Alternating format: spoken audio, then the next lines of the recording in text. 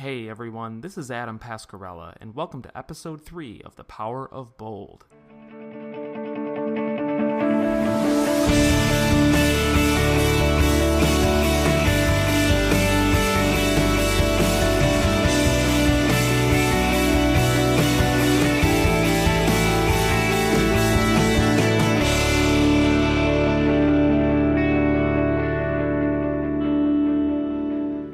Welcome back to The Power of Bold.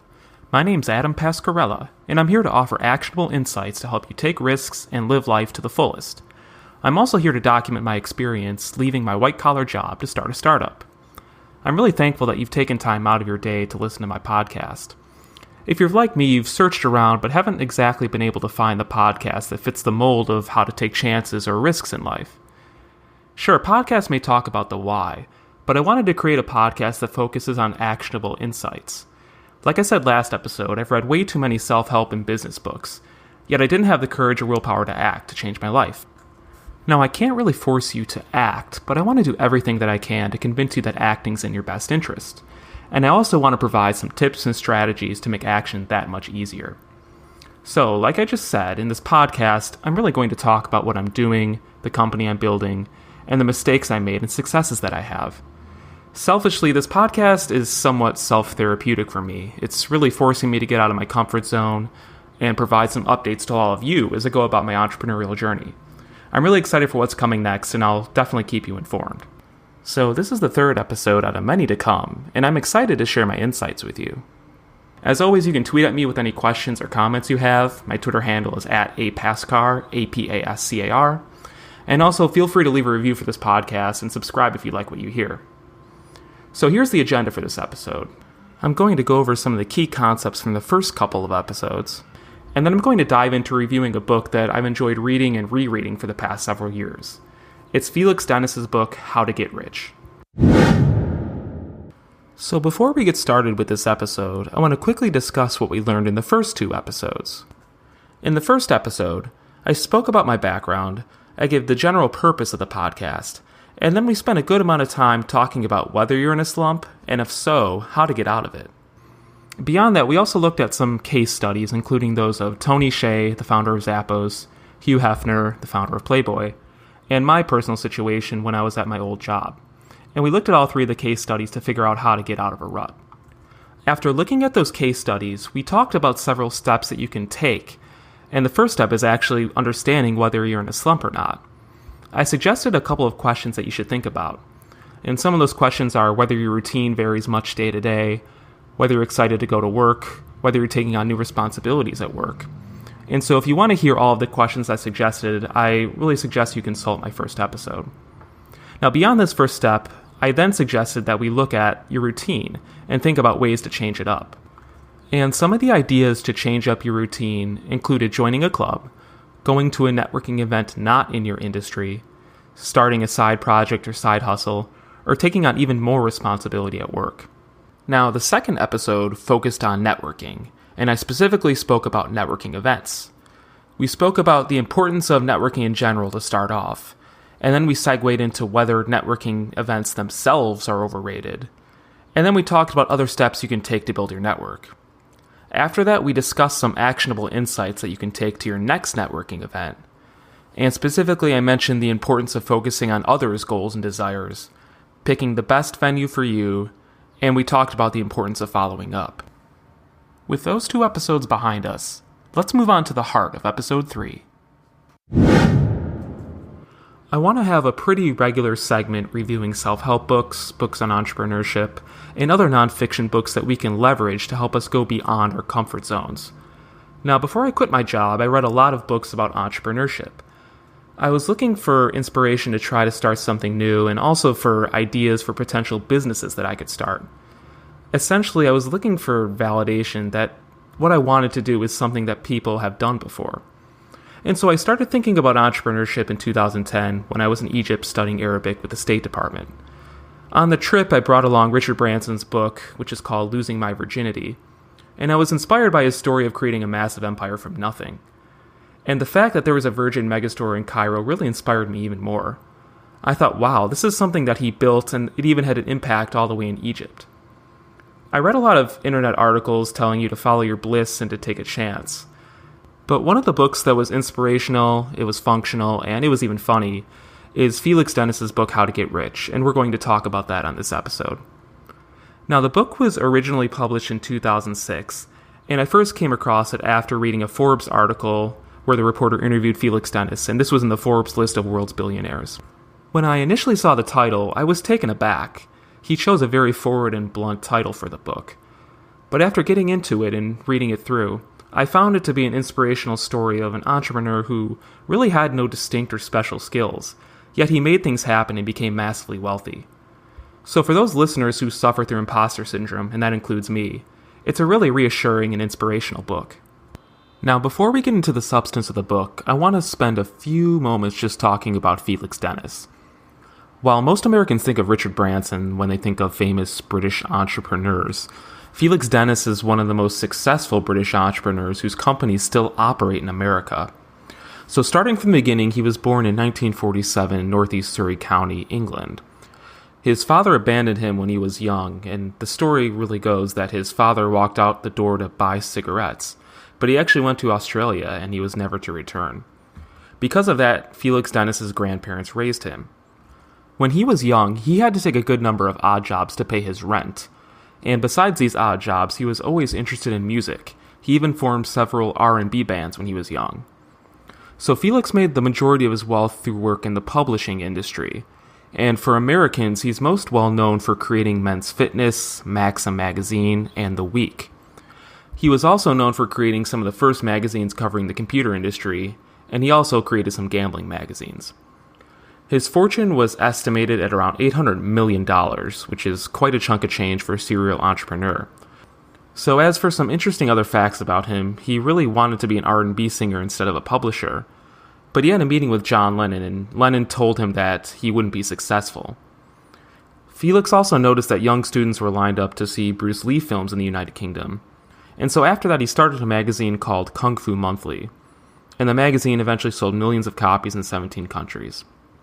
As for his personal life, he was notorious for engaging in vices when he obtained his wealth. He once told reporters that he spent nearly $100 million to support 14 mistresses, and that he was addicted to crack cocaine for nearly 2 years before he quit cold turkey. He certainly had his share of struggles as a super wealthy entrepreneur, which really goes to show that extreme wealth can exercise some inner demons.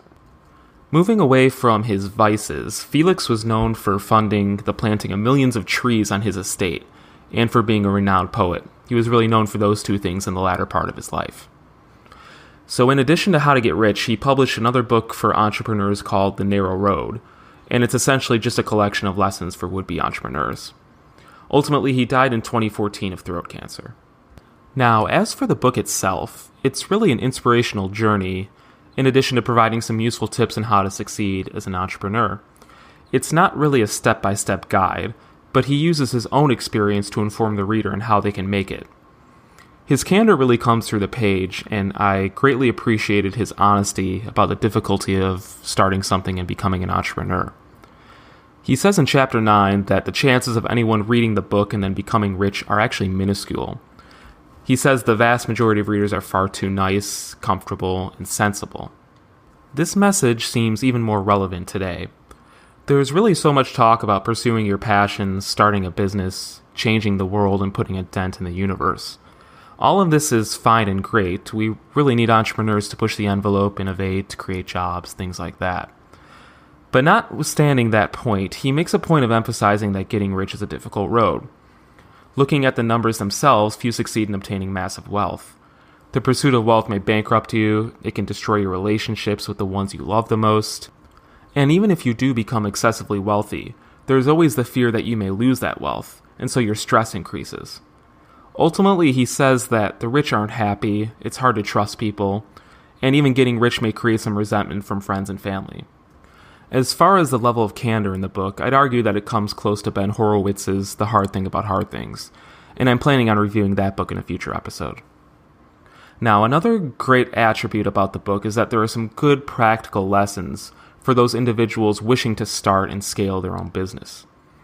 So some of the topics he discusses are initial ideas for your business, the 5 most common startup errors, how to delegate, the importance of ownership, negotiating skills, and the impact of luck. Now, finally, the book is just also entertaining to read. There are some autobiographies from entrepreneurs that can be dull and can really offer just a whitewashed portrayal of their early days. And they could really breeze over how they came up with their brilliant idea and how they executed. This book isn't like that. In the book, Felix really admits his mistakes and talks about his triumphs as well. And this is all while sharing some vignettes from his entrepreneurial life. Also, interspaced within the stories are tips and advice for would-be entrepreneurs. It's really a compelling read, and I had trouble putting it down. Now, I've read it multiple times since I first bought it, and it's always provided me with inspiration when I'm feeling down. So, with that background in mind, I'm going to speak about a few chapters in the book. It would take way too long to review every single chapter, so I'm going to mention the ones that really spoke to me. If you're listening to my review and think that some of this content sounds interesting, I'd highly recommend that you either rent the book from your local library or buy it off of Amazon. First, I'm going to speak about Chapter 3 of the book, which is called Harnessing the Fear of Failure. Now, this chapter really spoke to me, and fighting the fear of failure is going to be a key theme of this podcast. Now, knowing that fear of failure is paralyzing you is only one part of the equation. But as he says, this really isn't enough since knowing isn't doing. The fear of failure haunts all of us, regardless of whether you want to start a company, transition into a new job, or take any chance or risk in life. His analogy of fear is to a mare, essentially a horse, that can be tamed, saddled, and ridden. There are many smart people that don't get over this problem, and therefore they can never become rich. Felix says there are two elements to fear. There is the natural desire to avoid letting ourselves or others down, and then the second component is the exposure of that failure to the outside world. In Chapter 3, Felix tells a story where fear of failure cost him millions of pounds. It was the late 1970s, and Felix was a leader of a young publishing company. One day he spoke with a senior manager at W.H. Smith, which is one of the major players in the magazine and newspaper industry. You sometimes can even see some of their news shops in American airports. Felix told the publisher he was interested in launching a personal computer magazine. But then the publisher warned him that nobody would ever pay money to read monthly magazines about computers. Other colleagues and people below him in his own company agreed with the publisher, and so Felix abandoned his plans out of fear that it wouldn't work. Now, shortly after this, another entrepreneur launched a magazine called Personal Computer World. The entrepreneur didn't have enough capital to promote it, and Felix eventually purchased a majority stake in the magazine. And then he says he sold it for a small fortune years later. The lesson was, essentially, that if Felix had launched a similar magazine earlier, he would have been millions of dollars richer. He even calculates it to be $6.2 million richer. And the ultimate lesson, he says, is that the manager at W.H. Smith cost him millions of pounds. Felix says that the fear of failure could be economic. Basically, the ultimate fear is that you'd be bankrupt and living on the streets. And so this is why he says the young and poor have an advantage in working to get rich. Even though they don't really have much going at the moment, they have nothing to lose, which is an advantage. But beyond that basic fear of living on the street, Felix says that the fear of embarrassment may be even greater. There's this fear of attempting something and being exposed to the world. And that makes people avoid taking risks. It's as simple as that. Humans are social creatures. We all want to be respected and liked. So even if you aren't consciously thinking of this fear, it's probably impacting your subconscious. Now, beyond this fear of broadcasting your potential failure to the world, there's also this fear of upsetting or disappointing your family or friends. Now, this is a huge, huge factor, especially if you're close with your family. This really impacts career choices for ambitious young people. There is some pressure to follow the family tradition to go to law school, enter finance, become a doctor, basically to follow any prestigious track. Now, Felix has this story about a woman who was debating between pursuing a PhD in science or working with her father's car business. And he says that the failure to obtain a PhD could be explained pretty easily. She could always say that she quit since she was bored with her focus, which was bioengineering. But if she chose to take over her father's company, she'll be more closely monitored by relatives, friends, and neighbors.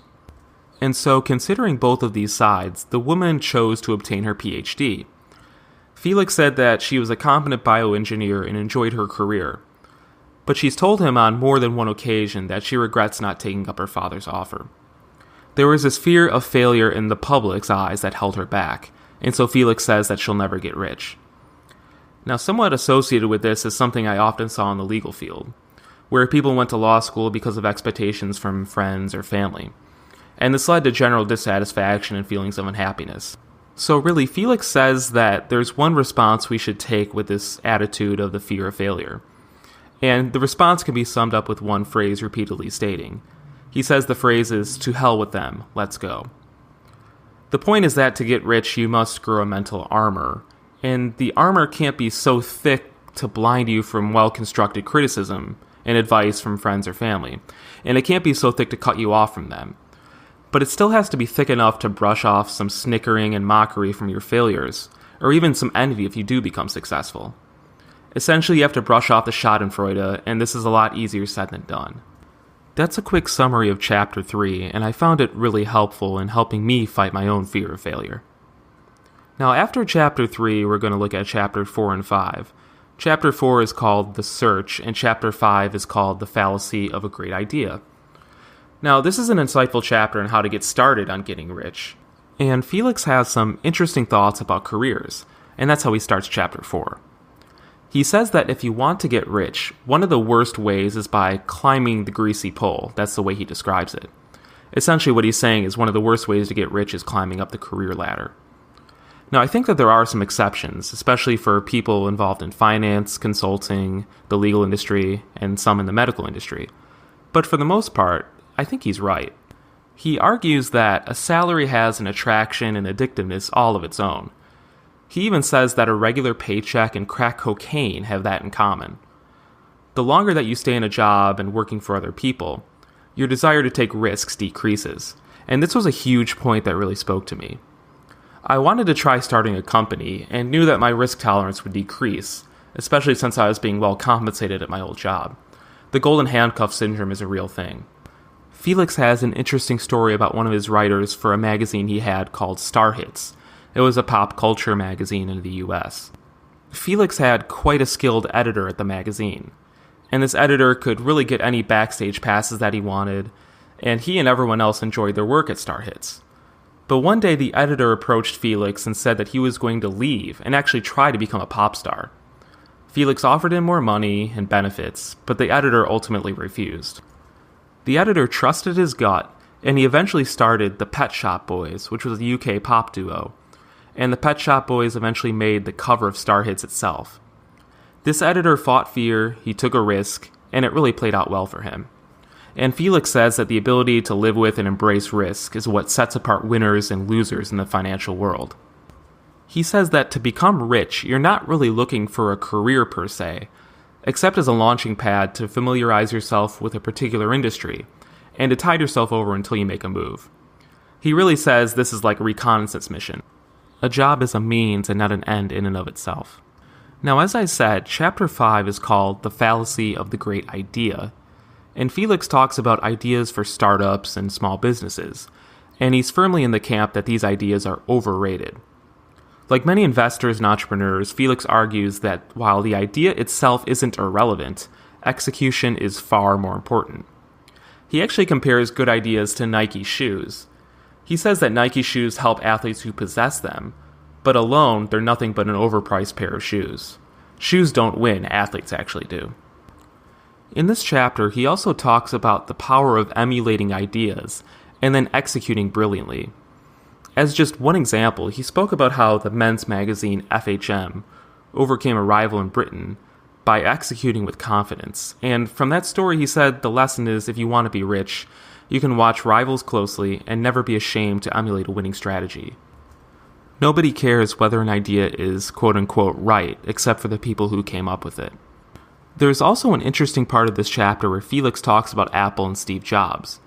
Felix criticizes Steve Jobs' tendency to be slow to admit that he's wrong, and says that Jobs would rather go broke than make such an admission. Now, this is what he said about Steve Jobs. It's pretty interesting. He claimed that with Steve Jobs, Apple will always attempt to mold the universe to fit Steve's vision of Apple, and will pay the price again and again and again. Lesser companies and men will filter their ideas, connect, and beat Apple at its own game. Now, he turns out to be massively wrong about Apple, but Jobs and Apple could have been the anomaly. In any event, Felix's argument is that ideas are overrated and that execution matters. Ideas can only take you so far. I've been pretty guilty of waiting for the big idea before starting businesses. I think it's better to frame the starting of a business as an experiment or side project. It's sometimes better to keep the steps small and less daunting, even if you don't think that you have a great idea. So chapters 4 and 5 are really good if you're just at the start of the road. You may be thinking of changing careers, leaving your job, or you may even be thinking of startup ideas. And by consulting this chapter, you'll get some good insights to move forward. Now, I want to spend some time talking about chapter 9, which is titled Cardinal Virtues. After spending some time talking about obtaining capital and the 5 most common startup errors, Felix speaks about the cardinal virtues to get rich. And those 5 cardinal virtues are persistence, self-belief, trusting your instincts, diversifying, and listening and learning. This chapter echoes parts of Napoleon Hill's book Think and Grow Rich. I'm specifically talking about the persistence and self-belief parts. Felix says that persistence yet flexibility is important. He says that never give in is a useful catchphrase, but you can't take it literally. He suggests that instead we should be saying never give in easily. Quitting isn't dishonorable, but quitting when you believe you can still succeed is. He says that you must keep the faith. But having said that, you can't be afraid to alter your course, especially if you sense that you're on the wrong track. But with all of this said, he argues that persistence is not as important as self-belief. Persistence only offers the second or third bite at the apple. Self-belief gets you to the apple in the first place. Felix uses the example of Winston Churchill in order to show how self-belief helped Churchill lead the UK during World War II. Felix admits that he isn't asking his readers to be Churchill, but for the readers to ask themselves right now whether they truly believe in themselves. If they don't, the only way to get rich is through the lottery or through inheritance. It's true that doubt is basically your body's warning system. It definitely plays a part when you reach decisions. And while it's an important part, you either learn how to incorporate doubts into your thinking and life, or be ruled by them. And for me, one of the best ways to confront doubt and fear is to write all of your fears down. Once you write them down, examine them, and then think of the worst case scenarios and how you can prevent them, and proceed from there. I found this to be really helpful, and I'd really recommend it if you're feeling stuck. Felix also says that you need to trust your instincts in order to get rich. He says that you shouldn't be a slave to them, but when your instincts are screaming, go, go, go, it's really time to decide whether you want to be rich or not. You cannot do this in a deliberate manner, that's what he argues. Instead, you have to become a predator, wait patiently, and then strike. Overall, this is a good chapter for talking about some of the softer skills in getting rich. A lot of books speak about these factors, though, so I wouldn't say it's the primary selling point of the book. But it's still good to think about these things and then understand that these intangible factors are really important.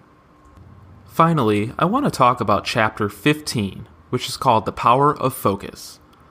Felix admits that if you want to be rich, it should be your number one focus. And here he sort of reemphasizes that you don't necessarily want to follow your passion. He went into magazine publishing because he had a tiny success there at the beginning of his business career, and he stayed around. He said he didn't keep his eye on the ball, though. His ball was to get rich, and instead, he wanted to become one of the best magazine publishers. He thinks that he could have been a multimillionaire several years earlier than he did, but what stopped him was his conviction that he was born to be a magazine publisher. Now, this seems to conflict with the consensus out there. The consensus in 2017 is to follow your passion, be more engaged, and you'll build more wealth in the process. He seems to disagree with this idea. He also emphasizes that if you wish to become rich, you should look at the prevailing industries where wealth appears to be gravitating, and then go where the money is. He says to focus there. In retrospect, he says that going into the magazine business was a bad decision. Instead, he got pretty lucky. He admits that he might have been much better off if he went into computer software, cable and satellite TV, or alternative energy. He didn't know anything about those industries, but he also didn't know anything about magazines when he started. So that said, you can focus as much as you want, But Felix says that timing is another important factor. And he has a pretty good case study to illustrate this. He says that when he was younger, he started noticing this trend of audiences around the world loving Bruce Lee films. And after observing this trend, he and a friend, they had zero experience by the way, wrote a book about Bruce Lee, and they interviewed Bruce Lee's family and friends. Some time passes and then Bruce Lee dies, and there wasn't one book written about him besides Felix's book. And this book eventually became a bestseller in the UK. But because Felix had rights to international distribution, he leveraged those rights and made a lot of money in the process. And after the story, he summarizes it by saying that this is the power of timing. Felix and his friend weren't great writers. They were broke, they were inexperienced, yet they made a ton of money. Now, while the chapter talks about a few other things, the basic point is that we should be aware of opportunities. You don't necessarily have to follow your passion. You should really be in a position to take advantage of luck. And you should do your best to focus on doing an outstanding job, no matter what you're doing. So with that summary in mind, here are a few insights that we can take from the book. Again, these aren't all of the insights from the book, and if you want to learn more, I'd recommend buying the book. But these are the insights that spoke to me the most. The first insight is that getting rich is not easy. It's not for the faint of heart. There are so many sacrifices involved, so you'll really have to think about whether you want to make those sacrifices. He has a useful list in Chapter 3 to test whether you're serious about getting rich. And I'm actually going to list out some of these items on his list. He says a couple things here. He says that if you're unwilling to fail, sometimes publicly and even catastrophically, you have very little chance of getting rich. If you care about what your neighbors think, you will never get rich. If you cannot bear the thought of causing worry to your family, spouse, or lover, while you plow a lonely, dangerous road, rather than taking the safe option of a regular job, you'll never get rich. If you have artistic inclinations and fear that the search for wealth will coarsen such talents or degrade them, you will never get rich. If you're not prepared to work longer hours than almost anyone you know, despite criticism from colleagues and friends, you will never get rich. If you cannot convince yourself that you're good enough to be rich, you'll never get rich. If you can't treat your quest to get rich as a game, you will never get rich. And if you cannot face up to your fear of failure, you will never get rich. Now granted, I spoke a little bit earlier about ways to get rich if you climb the ladder in finance, law, or any other professional track. But I think in Felix's mind, rich seems to be not only massive wealth, but freedom, which money can buy. So as far as an actual insight here, I think you should ask yourself some questions. You really need to dig deep and think about if you're willing to encounter these fears and go down this lonely road to get rich. And as I said a couple minutes ago, I think a useful exercise is to write down your fears and think about why you're feeling them. So when I was leaving my job, I created a fear matrix in an Excel spreadsheet. I wrote down the worst case scenarios, what I was afraid of, and then thought of actions I could take now to decrease the likelihood of those fears actually happening. It was a useful exercise, and I recommend that you do it as well.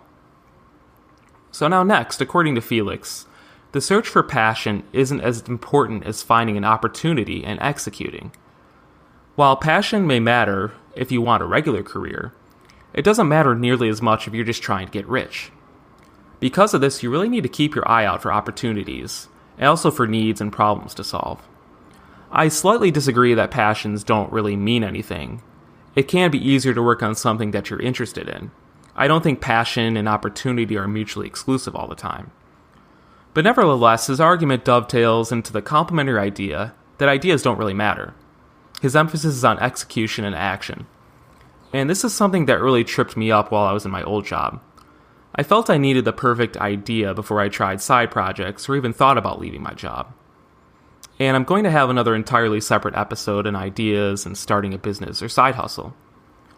So if we're thinking about more actionable insights, I'd say that if you're considering a side hustle or taking the leap and actually starting your own business, you shouldn't be explicitly thinking of startup ideas.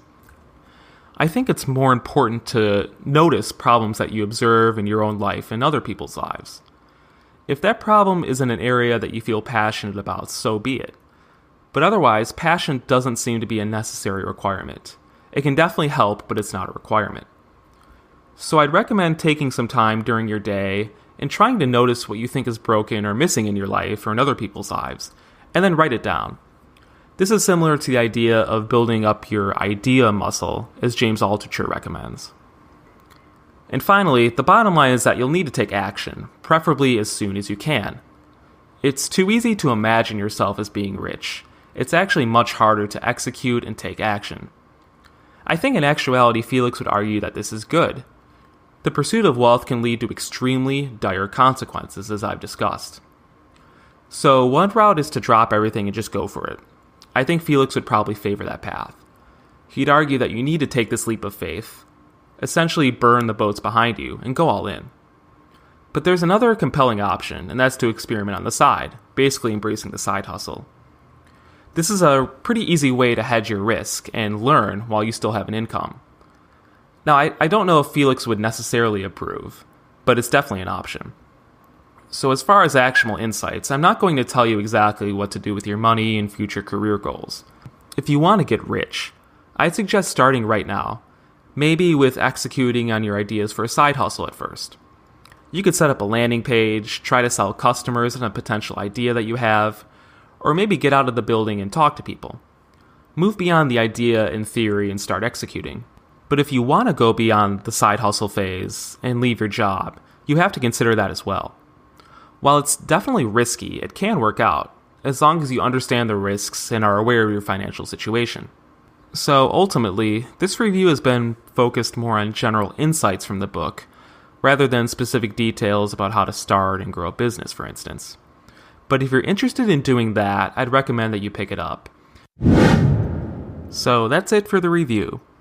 I think this is a great and entertaining book, and I've been looking at it for several years. I always find new insights. With that said, thanks for tuning into this episode. Whether you're looking to get rich or whether you're not looking to get rich, I hope that this review of the book has been useful. Make sure to subscribe to future episodes and leave a review if you like what you heard. Until next time, take care.